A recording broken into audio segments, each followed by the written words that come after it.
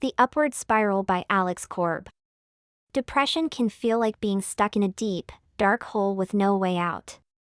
Every thought seems heavy, every action feels impossible, and the world appears bleak and hopeless. In The Upward Spiral, neuroscientist Alex Korb explains that depression isn't just a mood problem, it's a brain problem. But the good news is that small, positive changes in behavior, thinking, and habits can create an upward spiral that gradually rewires the brain for better mental health. Korb breaks down complex neuroscience into simple, practical steps, showing how tiny adjustments in daily life can lead to big improvements in mood, energy, and overall well-being. The book begins by explaining how depression affects the brain. When someone is depressed, certain brain circuits get stuck in negative loops. The prefrontal cortex, the part responsible for decision-making and self-control, becomes less active, while the amygdala, the brain's fear center, becomes overactive. This imbalance makes it hard to think, regulate emotions, or find motivation. But Korb reassures readers that the brain is flexible, it can change. Just as negative habits deepen depression, positive habits can shift the brain toward happiness. The key is starting small, a 5-minute walk, a moment of gratitude, or a tiny decision to reach out to someone. These little actions might seem insignificant, but over time, they build momentum, creating an upward spiral out of depression. One of the most powerful tools Korb discusses is the connection between physical activity and mood. Exercise doesn't have to mean running a marathon, even a short walk can boost serotonin and dopamine, the brain's feel-good chemicals.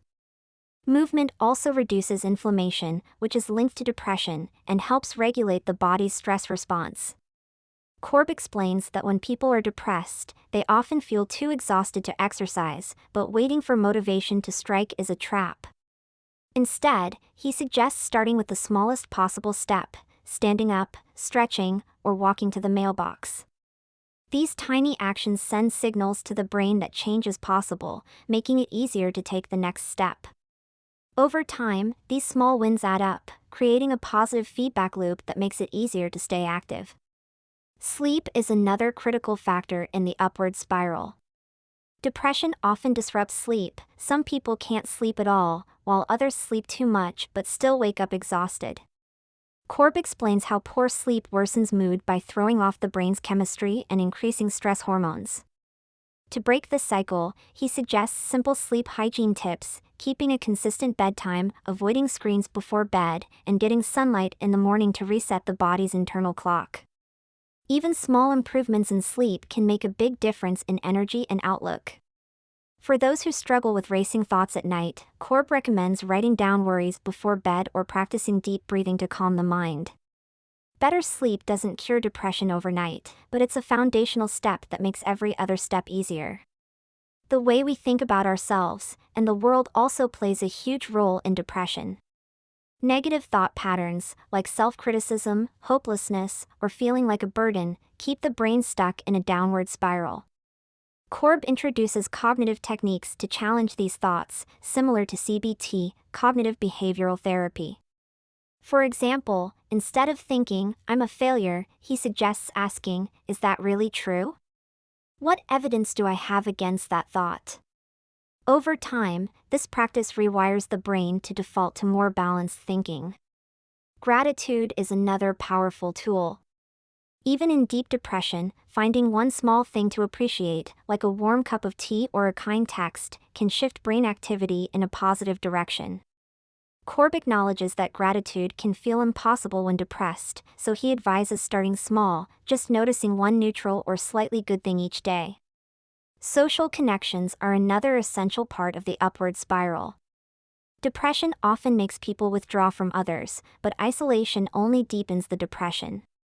Korb explains that even small social interactions, like a brief chat with a neighbor or a smile at a stranger, activate the brain's reward system. Reaching out for support is crucial, but he understands how hard it can feel.